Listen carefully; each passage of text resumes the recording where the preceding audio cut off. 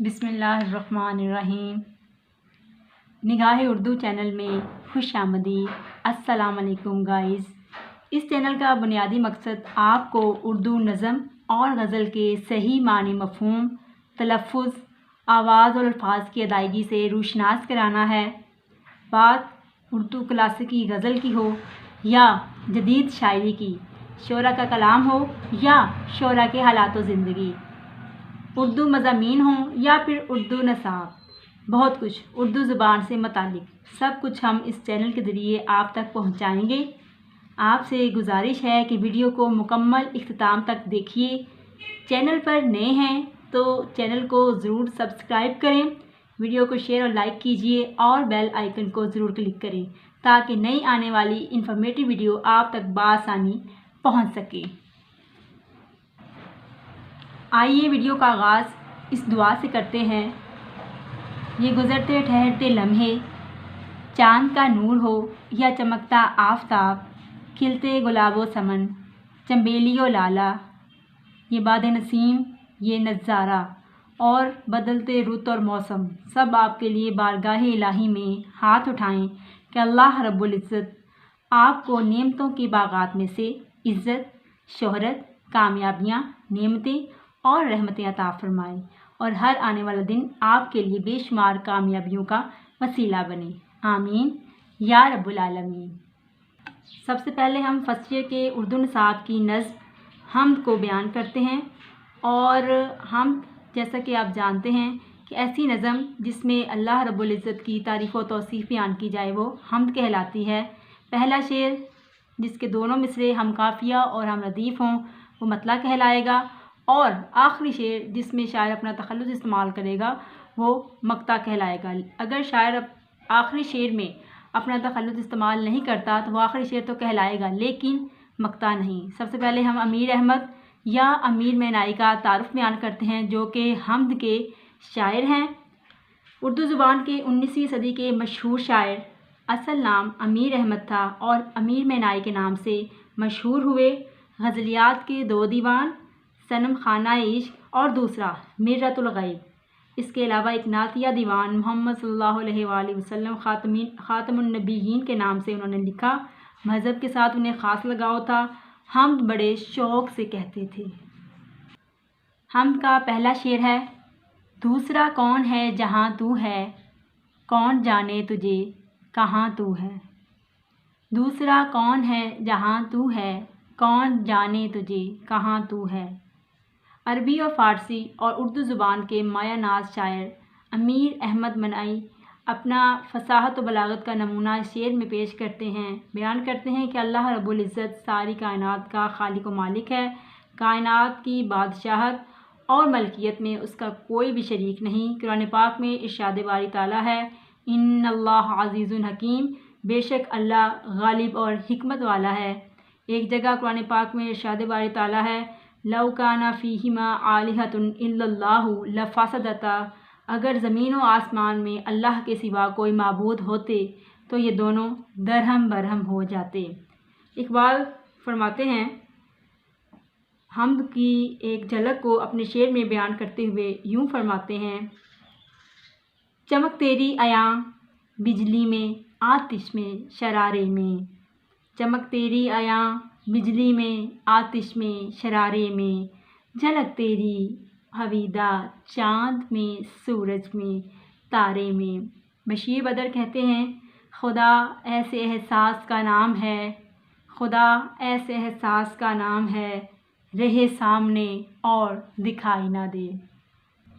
دوسرا شعر ہے: لاکھ پردوں میں ہے تو بے پردہ، 100 نشانوں میں بے نشاں تو ہے۔ لاکھ پردوں میں ہے تو بے پردہ، 100 نشانوں میں بے نشاں تو ہے۔ دوسرے شعر میں امیر مینائی یہ بیان کرتے ہیں کہ اے خدا، تو لاکھ پردوں میں رہنے کے باوجود سب کو دکھائی دیتا ہے، تیری عظمت کے جلوے ہر جگہ موجود ہیں، ہر جگہ تیری عظمت کے نشان نظر آتے ہیں۔ کائنات میں موجود بڑے سے بڑی چیز اور چھوٹے سے چھوٹا ذرہ بھی اسی عظمت کو بیان کرتا ہوا نظر آتا ہے۔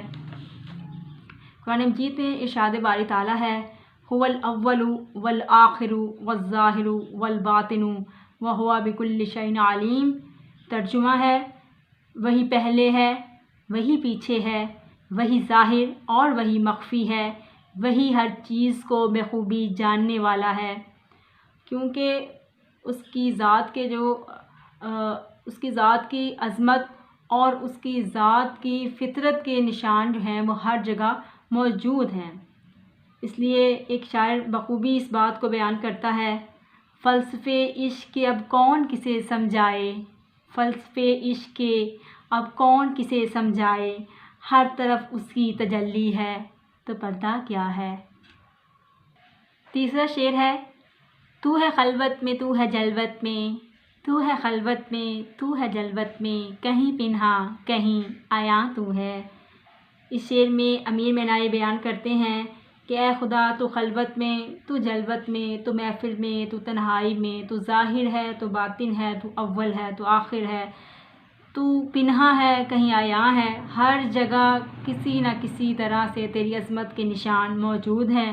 محفل، تنہائی، خلوت و جلوت، دل میں، دل سے باہر، کائنات میں، ہر جگہ اس کی ذات کی عظمت کی گواہی دینے کے لیے مختلف نشانات موجود ہیں۔ قرآن پاک فرماتا ہے، وَهُوَ مَعَكُمْ أَيْنَمَا كُنْتُمْ، وہ تمہارے نفسوں میں ہے بھلا تم دیکھتے ہو۔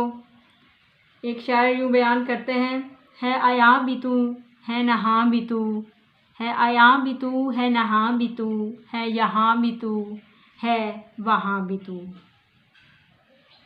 چوتھا شعر ہے، نہیں تیرے سوا یہاں کوئی، نہیں تیرے سوا یہاں کوئی، میزباں تو ہے مہماں تو ہے۔ اے خدا تیرے سوا یہاں پر کوئی بھی موجود نہیں جو تیرا شریک ہو، تو وحدہ لا شریک ہے، میزباں بھی تو ہے اس کائنات کا اور مہمان بھی تو ہے، ظاہر بھی تو ہے اور چھپا ہوا بھی تو ہے، پنہا ہے کہیں کہیں عیاں ہے، کائنات کی میزبانی بھی تیرے ہاتھ میں ہے اور کائنات کا مہمان بھی تو ہے، کیونکہ تو اول ہے، تو ہی آخر ہے، تو ہی ظاہر ہے اور تو ہی باطن ہے۔ آفاق میں پھیلے گی کب تک نہ مہک تیری، آفاق میں پھیلے گی کب تک نہ مہک تیری، گھر گھر لیے پھرتی ہے پیغام صبا تیرا۔ ایک جگہ پر شاعر فرماتا ہے، جگ میں آ کر ادھر ادھر دیکھا، جگ میں آ کر ادھر ادھر دیکھا، تو ہی آیا نظر جدھر دیکھا۔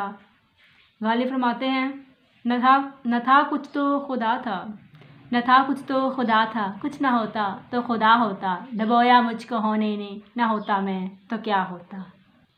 پانچواں شعر ہے، رنگ تیرا چمن میں بو تیری، رنگ تیرا چمن میں بو تیری، خوب دیکھا تو باغباں تو ہے۔ امیر مینائی فرماتے ہیں کہ جگ میں آ کر جب اس چمن میں دیکھا تو اس چمن میں جو خوشبو تھی، جو مہک تھی، وہ بھی اللہ کی ذات کی عظمت کو بیان کر رہی تھی، اور حقیقت تو یہ ہے کہ کائنات کا جو حقیقی باغبان ہے وہ صرف اللہ رب العزت کی ذات ہے۔ اے اللہ، امیر مینائی کہتے ہیں کہ اللہ اس جہان کی ہر چیز آپ کا پتہ دے رہی ہے، پھولوں میں آپ کی مہک، ہوائیں آپ کا پیام لیے پھرتی ہیں، ابھرتا ڈوبتا سورج آپ کی عظمت کی گواہی دے رہا ہے۔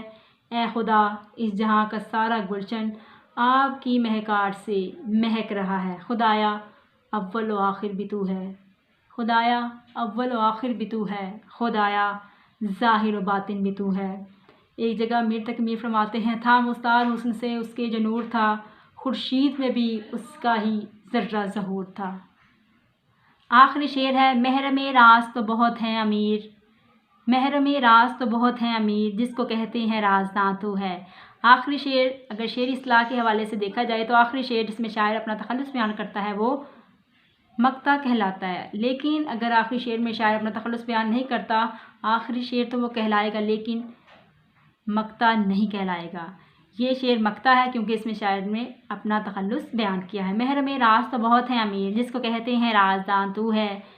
شاعر اس شعر میں بیان کر رہا ہے کہ اے خدا، اس دنیا میں بہت سے لوگ محرم راز ہونے کا دعویٰ کرتے ہیں، حقیقت یہ ہے کہ اصل رازداں صرف تیری ہی ذات ہے جو کہ شاہ رگ سے بھی زیادہ قریب ہے، اور یہ اللہ ہی کی ذات ہے جو انسان کی ہر بات سے، ہر راز سے واقف ہے، سینے میں چھپے ہوئے بھیدوں سے بھی وہ واقف ہے۔ انسان کے دوست اول تو اس کے سارے رازوں سے واقف نہیں ہوتے، اور بعض اوقات وہ یہ راز دوسروں تک عیاں کر دیتے ہیں، ظاہر کر دیتے ہیں، لیکن اللہ کی ذات انسان کے چھپے ہوئے رازوں سے واقف ہے اور اس کو کسی کے سامنے ظاہر بھی نہیں ہونے دیتا۔ اور اللہ رب العزت کی ذات جو ہے انسان کو لوگوں پر ان رازوں کو ظاہر کر کے اسے شرمندہ نہیں کرتا، اور رازداری کا اصل حق جو ہے وہ صرف اللہ کی ذات ہی ادا کرتی ہے، کیونکہ ہنگامہ افکار خدا دیکھ رہا ہے۔ ہنگامہ افکار خدا دیکھ رہا ہے، پنہاں ہے جو اسرار خدا دیکھ رہا ہے۔ خواجہ میر درد کہتے ہیں، تمنا تیری ہے اگر ہے تمنا، تمنا تیری ہے اگر ہے تمنا، تیری آرزو ہے اگر آرزو ہے، میرا جی ہے جب تک تیری جستجو ہے، زباں جب تلک ہے یہی گفتگو ہے۔ مجھے امید ہے کہ ویڈیو آپ کو بہت ہی اچھی لگی ہوگی۔ ویڈیو آپ کو اچھی لگی ہوگی تو ویڈیو کو لائک کریں، شیئر کریں، سبسکرائب کریں اور بیل آئیکن کو کلک کرنا مت بھولیں تاکہ نئی آنے والی انفارمیٹیو ویڈیو آپ کو بآسانی مل سکیں۔ آخر میں میری دعا ہے کہ اللہ رب العزت آپ کو بے شمار خوشیوں اور کامیابیوں سے نوازے اور آپ کے سارے غم دور کر دے۔ نیکسٹ ویڈیو تک کے لیے مجھے اجازت دیں، اپنا بہت سارا خیال رکھیے گا، خوش رہیں، خوشیاں بانٹتے رہیں، اللہ نگہبان۔